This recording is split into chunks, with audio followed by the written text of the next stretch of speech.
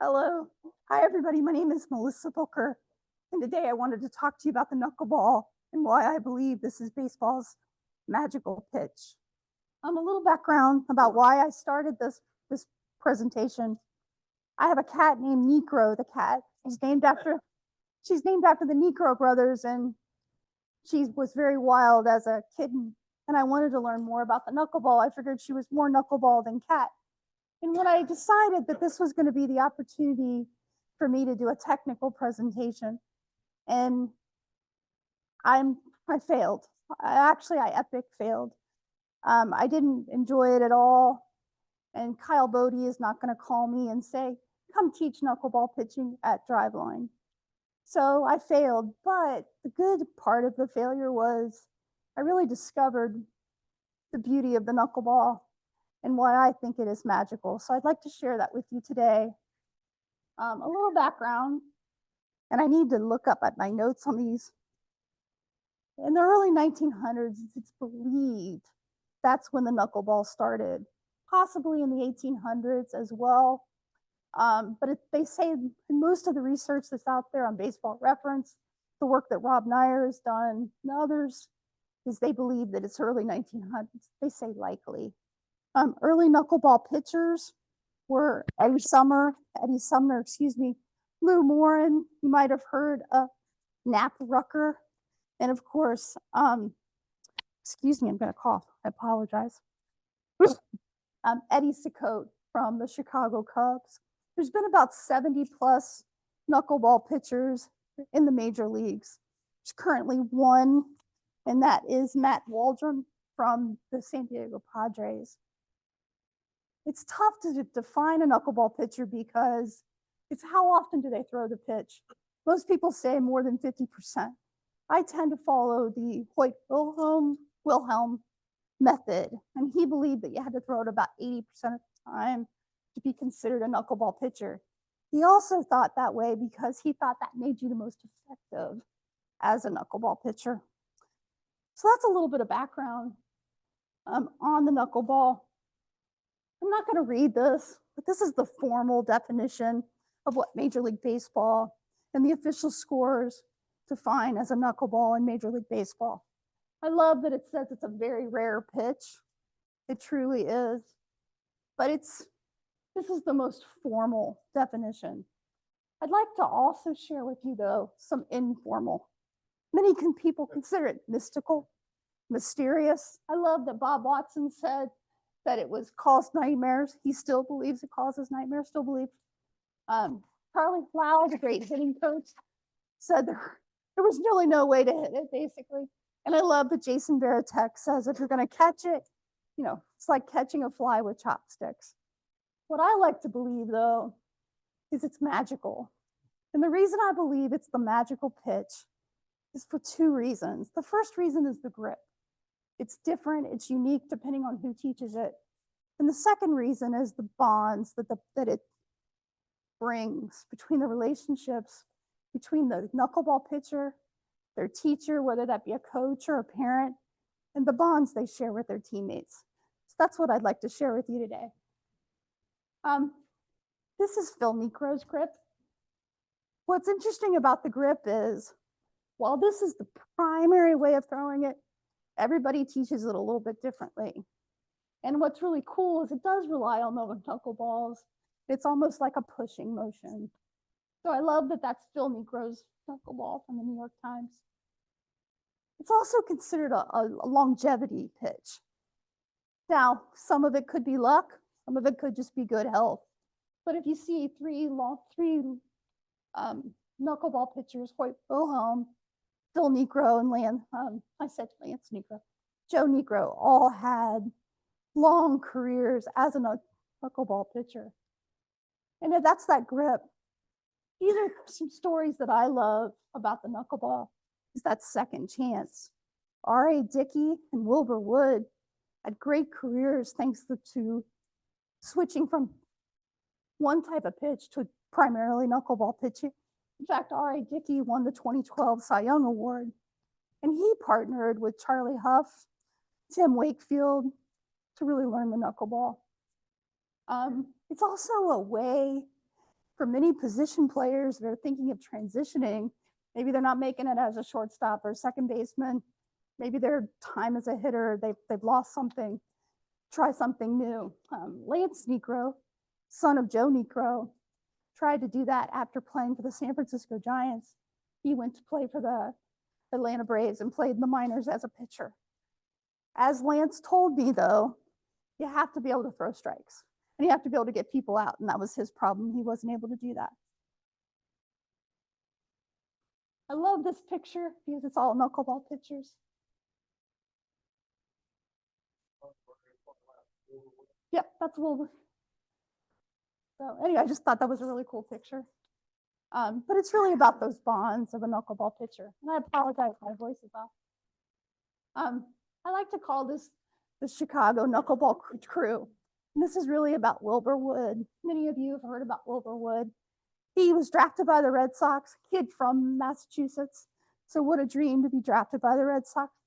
Played for the Pirates and the Red Sox in his early career. Notice he won one game at a time frame. At the end of the 1966 season, he was at a crossroads. He had lost, as he says, he had lost a couple of yards on his fastball. It was gone. So he had played with the knuckleball. His dad had taught it to him. He had used it a little bit in high school, and he was always playing around with it. He needed a change. So off season's coming up. He's thinking about different things. I love this quote because it talks about why he made that change. He had to do something, and it was do or die. And for him, if he was going to stay in the major leagues, I think it really talks about how he made that decision. He took a chance, but he also had a little bit of luck, or maybe it was magic. I call it magic. He got traded to the Chicago White Sox in October of 1966. Well, why is that significant? Well, he landed with teammates Hoyt Wilhelm and Eddie Fisher. Suddenly, he's making the decision to throw the knuckleball because he doesn't have a fastball anymore. He's got catchers in the minor leagues and at spring training that have caught the knuckleball because of Wilhelm and Fisher. He has peers to guide him along while he's pitching. Peers that can say, hey, try this. Also, he had people to bounce off ideas. So here he lands with that support thing. His relationship primarily with Wilhelm is what is known. He was his friend. He was also his tutor. And this quote, I think, says it all. It wasn't what he told. They had those conversations, that bond. And he had that also with Fisher, but he definitely had it with Wilhelm. One thing to note is there's a mystery out there that people say, well, Wilhelm taught Wilbur Wood the knuckleball. That is not true. Wood actually learned it from his dad and he played it in high school. So, but I just love this. And he took a chance and it worked out well for him. He had another bonus that came along with being traded to the White Sox. He had a pitching coach. I'm sorry? Yeah. He had a pitching coach in Johnny Sane that didn't care that he threw the knuckleball. He could have thrown any type of pitch, just get people out. That's what he cared about. And so here he had two teammates that were there for him, and he was trying to save his career. So he had a magical time in Chicago. I noted he had one win before going to Chicago. He finished his career with 168, the three-time All-Star, Player of the Year. He really had a magical time in Chicago. And it was interesting hearing Neil's presentation because he was a starter, he was a middle reliever, he did whatever was needed. He did whatever was needed for the Chicago White Sox. In addition, which is really cool to me, what I love to hear about is he was beloved by Chicago White Sox fans. You know, the song by Jim Croce, Bad, Bad, Bad Leroy Brown, I think of Bad, Bad Wilbur Wood, because he really was the baddest fan on the south side of Chicago.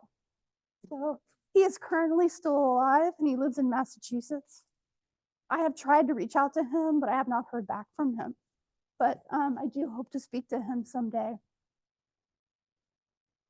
I just thought he was a really cool, magical story. Next two people I wanted to share with you is about the Necro brothers. I can't have a cat named Necro and not look at the Necro brothers. Phil and Joe Necro were sons of a coal miner family from southeastern Ohio. And they were the winningest pitchers and brother pitchers in Major League Baseball history, passing the Perrys. Their father's history is very unique, their family history. Their grandparents came to southern Ohio through Bay City, Michigan, which was an entry point into the US versus Ellis Island. And they came through that way because that's where most Polish immigrants came from. And so the name initially was Nikra, not Negro.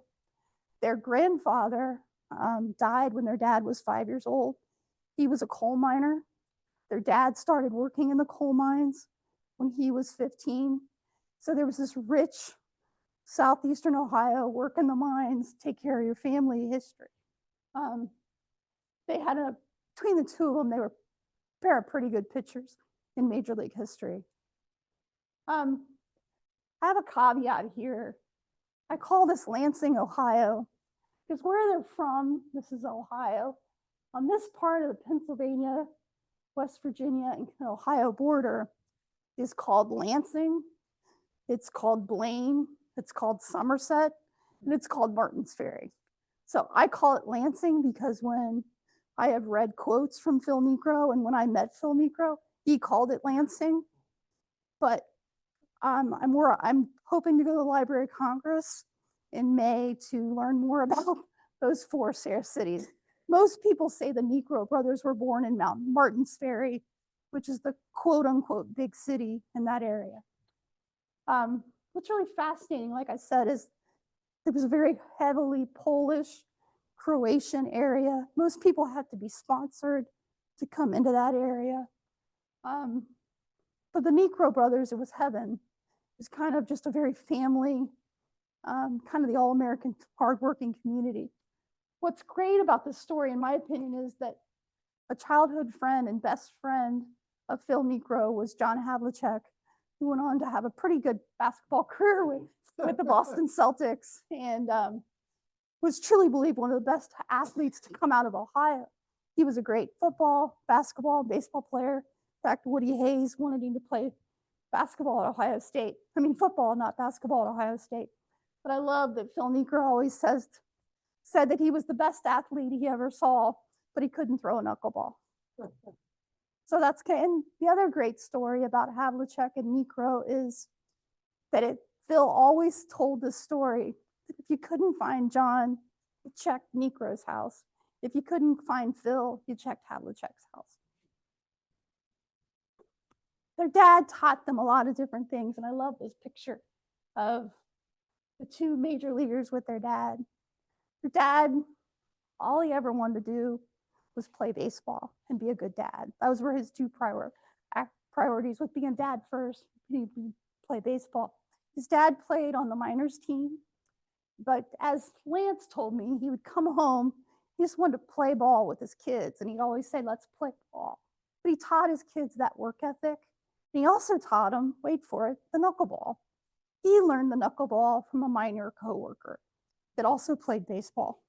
So there's stories that Phil Sr., even though he really wasn't a senior, learned to throw the knuckleball from throwing coal. He actually learned it from a coal miner teammate. But it was really great to talk to Lance because he had such respect and admiration for his grandfather and his father and his uncle. And he said that's the thing that he's most proud of, is that love and that bond between his dad and his grandfather. Phil Necro is a Hall of Fame pitcher. Went into the Hall of Fame in 1997. He did throw a no-hitter. He's most known for his career with the Braves, Atlanta Braves and Milwaukee Braves, but he also played for the Yankees, the Indians, and other teams. So he had a very fabulous career, in my opinion. Some people don't believe he belonged to the Hall of Fame because he played so long that he just play to get the 300th win. I don't know about that, but he did have a pretty good career. He was also a terrific fielder, had 5 Gold Gloves. Joe was his baby brother. And as the youngest of 6 kids, I love the fact that Phil always referred to Joe as the baby of the family. Joe, many believe that Joe was the better of the 2 Necro pitchers. I don't know, I'm not in, as I told you, I failed in my technical assessment, but that is the consensus among many. And the reason being is Joe threw harder. He had a better fastball, he had a curveball, he had a little different repertoire than Phil had. Phil was truly a knuckleball pitcher. He probably threw the knuckleball 80 to 85% of the time. Joe's biggest point in his career was when he was with the Houston Astros. He was on a pitching staff with Nolan Ryan, Mike Scott, J.R. Richard, who threw well in the upper 90s, even over 100. And as Alan Ashby, the catcher, told me, Joe had just as good a stuff as them. He just didn't throw as hard. One thing that Alan told me in 2014, when I interviewed him, he said that he would just tell the official scorer, if you have a question about a pass ball or a wild pitch and Necro's pitching, just give me the pass ball. This is probably on him having a hard time to find out where to catch that ball. With the other guys, he said, give it a wild pitch.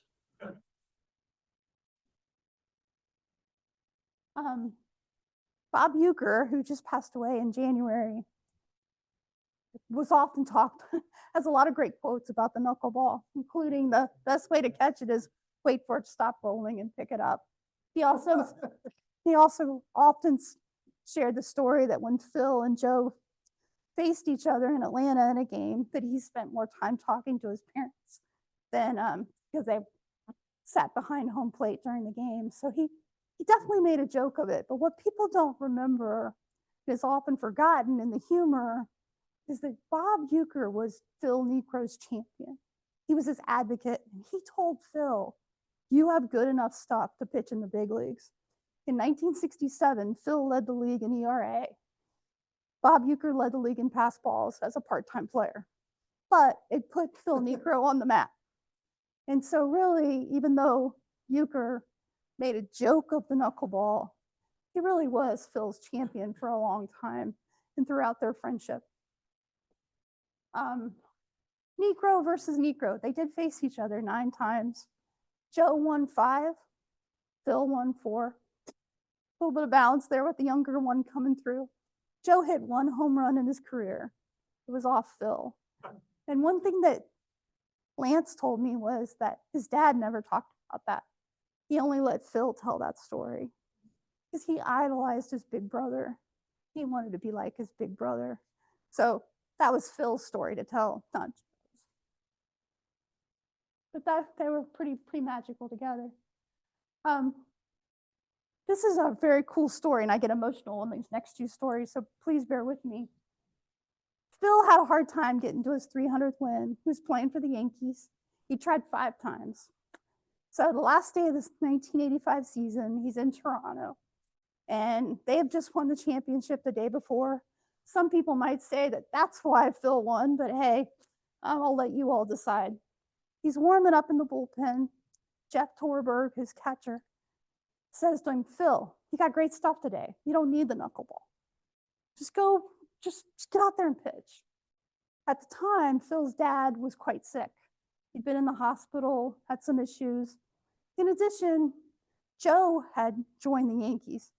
So they were all thinking about their dad. They were also trying to get over this hump, this 500th win. So Jeff Torberg, who unfortunately passed away just recently as well, calls the game. Torberg, I apologize. As the game is going through, Phil doesn't throw a single knuckleball.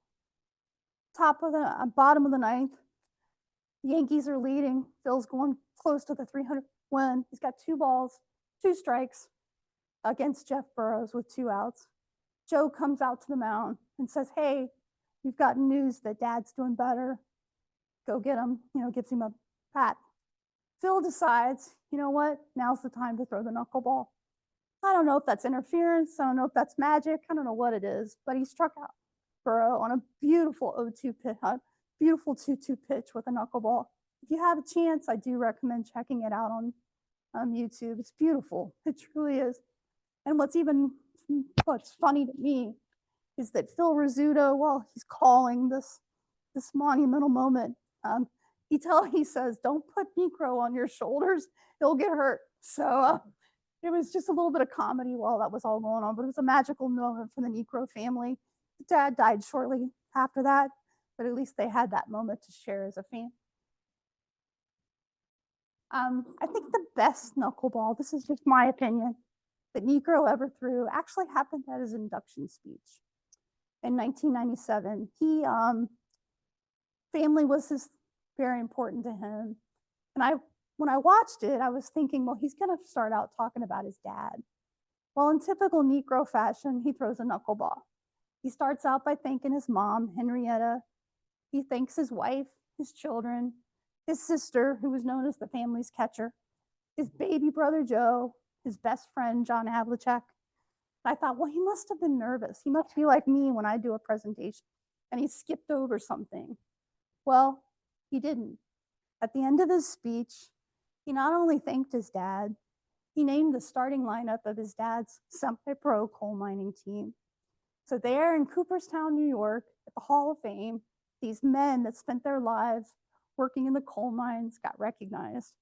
And he called out, he noted that this would have been the time of the day 60 years prior that the game was started. So he told his dad to play ball. And I just thought it was a beautiful moment at the baseball hall. And Knucksy was his nickname. So in my conclusion, I think when you combine the grip and when you combine those special bonds that the knuckleball has, it really is baseball's magical pitch. The bummer is it's not a priority for baseball operations. I'm sure the Mariners aren't thinking about knuckleball pitchers right now. It's a huge investment. It's not a hard throwing pitch. If you throw in the upper 80s or the low 90s, you're considered a hard throwing knuckleballer. There's currently only one MLB knuckleballer, and that's Matt Waldron, and he doesn't always throw it.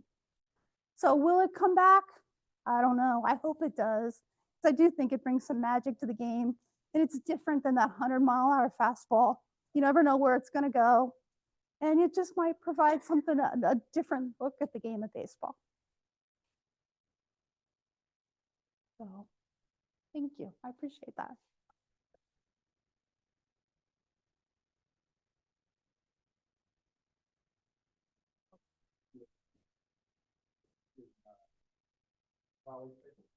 There's a couple. So the college ranks are different. The wooden bat leagues down in California have a couple, but again, it's not over 50%, like if you follow the Wilhelm concept. Southern, which is where Lance Necro coached until last year, they had some guys that did throw the knuckleball, but it was like maybe 10% kind of throwing on the side. I'm sorry? You had mentioned like some of the age knuckleballers, how old they are with pitching too. Wasn't Hunt also pretty old? Yeah, was he like 41? He was the last person older than me to play Major League Who? Charlie Huff. Yeah. And just to let you How know. long did Tim Wakefield play? Yeah, they're late 30s. Yeah. He was He was. And so 2 things to clarify for you. Real quick, Charlie Huff, originally when I started this project, I wanted to do R.A. Dickey's story. And I reached out to Charlie Huff and Tim Wakefield. And then Charlie Huff responded and he was super nice. But Tim Wakefield was diagnosed with brain cancer at the same time. So that's kind of why I didn't go down that path. So the second thing is that what's been so fascinating about this experience is like even Satchel Paige calls himself a knuckleball pitcher in some of the things out there. So it seems like a lot of people have thrown it. A lot of people have now tried to combine with the knuckle curve, but pure knuckleballers have not come back. Go ahead. People you've talked to, I'm wondering whether anyone has talked I know Hoyt Wilhelm used to say that he used to just throw the ball directly in the middle of the plate, and he just that gave him the most leeway when it didn't go where he was aiming. And he did have great control in the sense that he didn't walk very many people. He didn't have control in the sense that he was probably always off by a foot. But if he started in the middle and he had, is that typically what knuckleballers say, or? Well, that's interesting that you said it. I know Tommy John has shared that with me, and I know that Lance Necro shared that with me, that was the biggest, when he was trying to convert to become a pitcher, was controlling it. And his was based on the grip. He followed the same grip his dad and his uncle used. But you know, once it was out of his hand, he didn't know where it was going to go, kind of a thing. And I've read that that's part of it. And part of it is that the movement truly stopped. And again, this is where I failed in the technical part. But the way I understand it is once the ball is on the way to being caught, it may move because so much has been withdrawn from the ball. And the tough part is they say the best control happens in the hotter months. So maybe in Atlanta in August is better than throwing it in April in Atlanta because of the cold. But the heat is really where a knuckleball pitcher succeeds. But I should probably do some more research there. Again, the technical part I've definitely failed on. I hope that answers your question. Did you pay any attention to personal catchers? I'm sorry? Personal catchers, like Doug Mirabella for Wakefield, Yeah. among others. Well, I think Euchre was a. Euchre, so there's a great line from Bob Euchre on the Johnny Carson. He went to the University of Nebraska's Johnny Carson Media Center and did a talk. And one of the things that he says is the reason he came back to the Atlanta Braves and was signed is because the Braves did not want to make Joe Torre catch Necro. So because there is that bond between a catcher and a pitcher, right? And Necro and Euchre were together in the minors and had worked together. So there's definitely a connection there. And maybe that's just what you need. And even Alan Ashby said when I spoke to him that you need to know what the ball is going to be doing that day and how it's going to be moving around. So have that connection. So it is, and that's another thing for baseball ops organizations is how much do you invest in a pitcher and a catcher on something that may not work out. The fastball is a little sure. I think last I knew the all-time record pass balls by a catcher in a season, whoever the guy was, Charlie Huff. It was some guy in Texas. Yeah. That had to throw some. I have to check that out. Yeah, I'll have to check that out.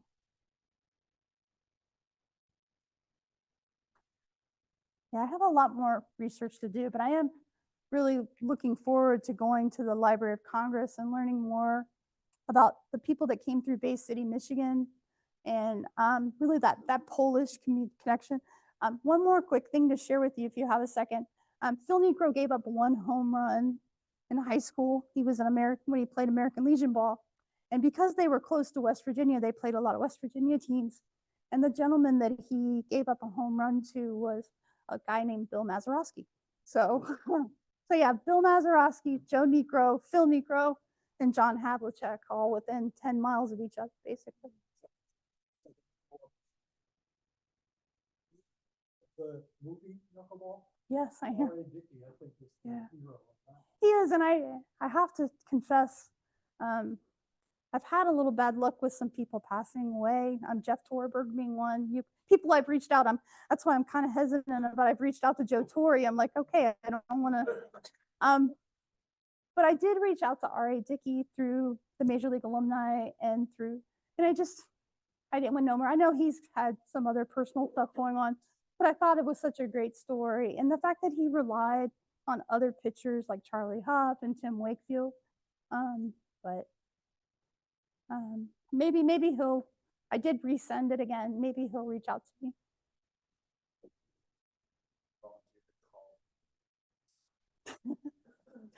Yeah.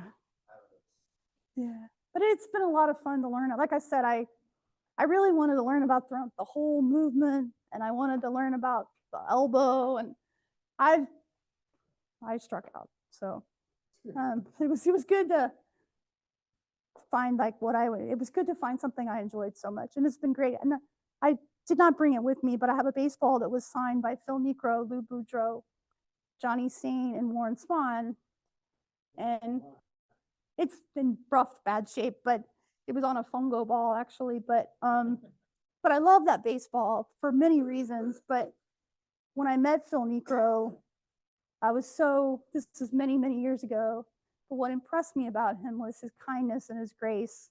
And the pitching part was just a bonus. Warren Spahn and Johnny Sain were kind of they had the personality. And Niekro was just such a gentleman and a very good golfer. So it was really cool. And Lou Boudreau couldn't have been nicer as well.